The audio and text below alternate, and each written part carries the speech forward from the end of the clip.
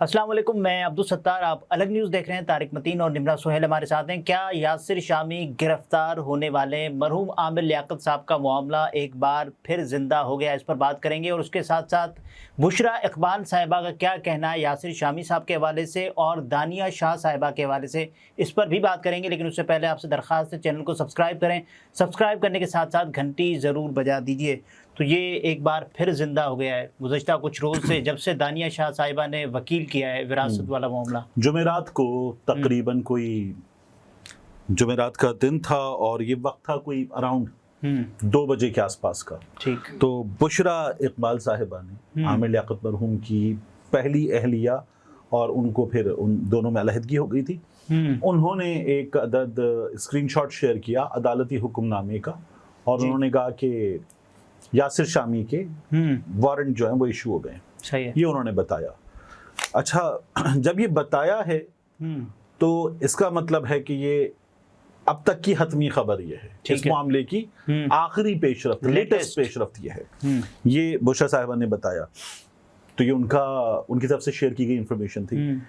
यासिर शामी का दावा इससे बिल्कुल मुख्तलिफ है, इससे बिल्कुल बरअक्स है। हाँ, वो ये कह रहे हैं कि जब ये शाया किया गया है उससे कोई 3-4 रोज पहले उनकी जमानत हो चुकी और थी। ये जो उनके वारंट हैं ये कोई 10-15 रोज पुराने हैं, ये वो बता रहे हैं। तो हुआ क्या, एक हमारे सामने मौक़िफ़ है जो ट्विटर पे है, जो न्यूज़ चैनल्स शेयर कर रहे हैं, वेबसाइट शेयर कर रही हैं, वो मौक़िफ़ है बुशरा साहिबा का। और एक हमारी बात हुई यासिर शामी से, डेली पाकिस्तान के सोर्सेज से, दोनों से एक उनका मौक़िफ़ है। ठीक। आमिर लियाकत मरहूम की वफ़ात से कुछ पहले उनकी कुछ ऐसी वीडियो सामने आई जो जाहिर है कि मैं तो ये कहूँगा कि नहीं आनी चाहिए जी। अल्लाह रब्बुल इज़्ज़त का फरमान है कि मियाँ बीवी जो हैं वो एक दूसरे का लिबास हैं। अब अगर वो जो वीडियो थी, उन वीडियोस को देखकर कोई भी ये बता सकता है कि ये उस जो फरमान है कि लिबास है एक दूसरे का, ये उसकी वायलेशन हुई है। सही है।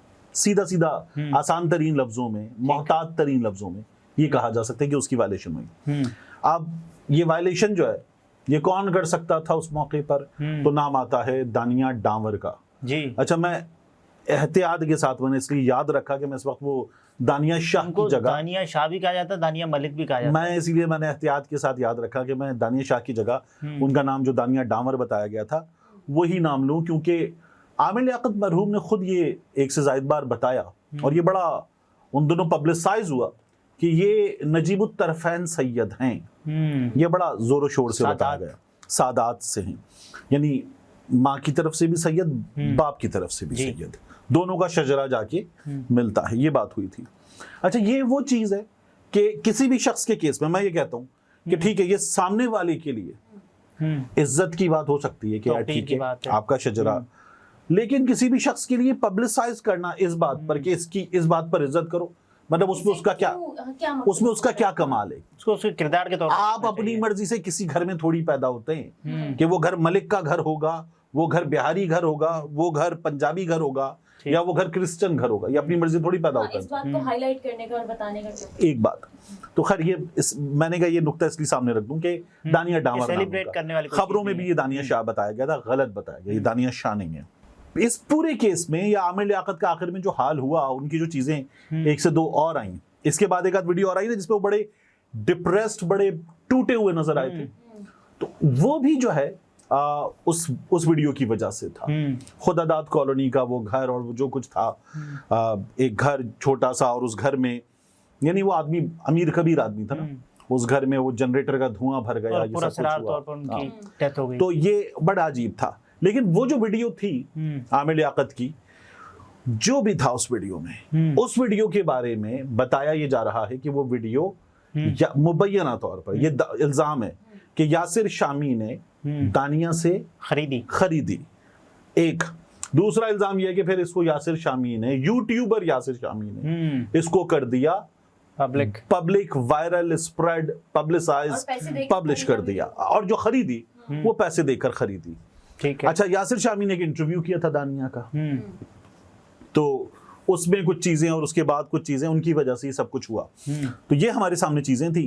अब इस पूरे मामले में यासिर शामी का जो कहना है जी। वो ये है कि साबित करूं ना, मैंने पैसे दिए ना उस वीडियो को लेने के लिए, तो वो पैसे दिए होंगे, या तो वो कैश हाथ में नोट दिए होंगे, वो ट्रांसफर होगा, वो चेक होगा, वो उनका कोई ना कोई मोड ऑफ पेमेंट तो होगा ना।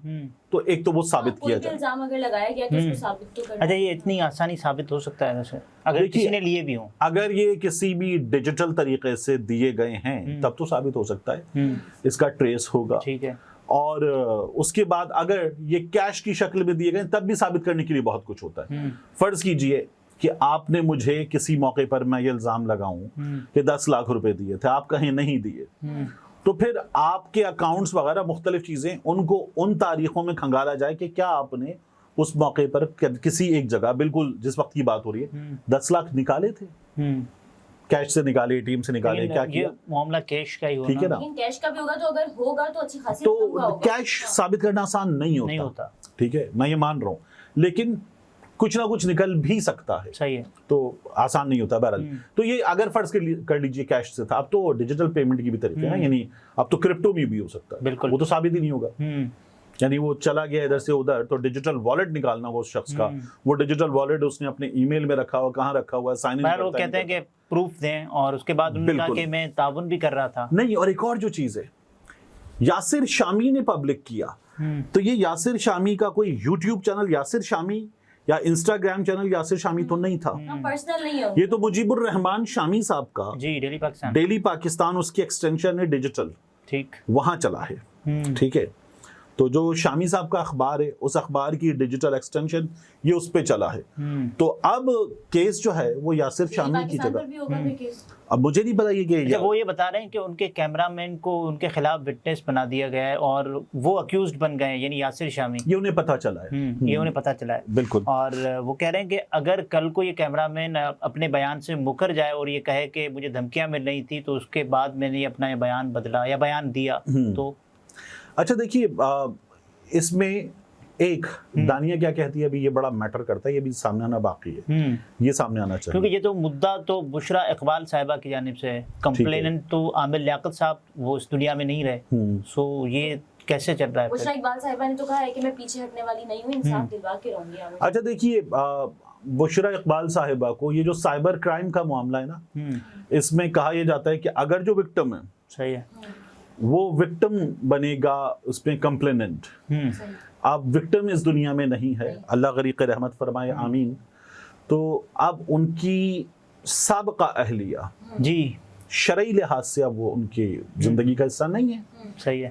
एक ताल्लुक या एक कनेक्शन ये है कि वो उनके बच्चों की माँ है, तो और वो शायद जायदाद के जो मामलात हैं वो उनके बच्चों से कनेक्टेड हैं, लेकिन उनका जो है वो साइबर क्राइम के इस मामले में बुशरा भाभी से मेरी एक आध मुलाकात है, एक आध बार बात है, और आमिर लियाकत तो जाहिर है कि हमारे उस्तादों में थे, उनके साथ बहुत काम किया जियो में, उनके साथ चैनल 24 में, मुख्तलिफ जगहों पर, उसके अलावा, और वो लाहौर भी जब आते थे, तूने ये चश्मा कहाँ से बनवाया, मुझे बता, मैं वहाँ जा रहा हूँ, तो बड़ा अच्छा एक ताल्लुक था वो, क्योंकि डिबेट्स के दिनों के, कॉलेज के दिनों का हमारा सुपर सीनियर, तो वो ताल्लुक था उनसे। बहरहाल अब आमिर भाई का चैप्टर तो छोड़ देना चाहिए, यासिर शामी वाला मामला, इसमें एक और चीज़ है, वो ये है कि डेली पाकिस्तान ठीक और यासिर शामी, मुमकिन है कि ये किसी मौके पर, डेली पाकिस्तान के सोर्सेज ये बता रहे हैं कि ये आप बुशरा इकबाल साहिबा के खिलाफ कोई कानूनी कार्रवाई करें और उनको अदालत लेकर जाएं कि उन्होंने जो अब तक किया है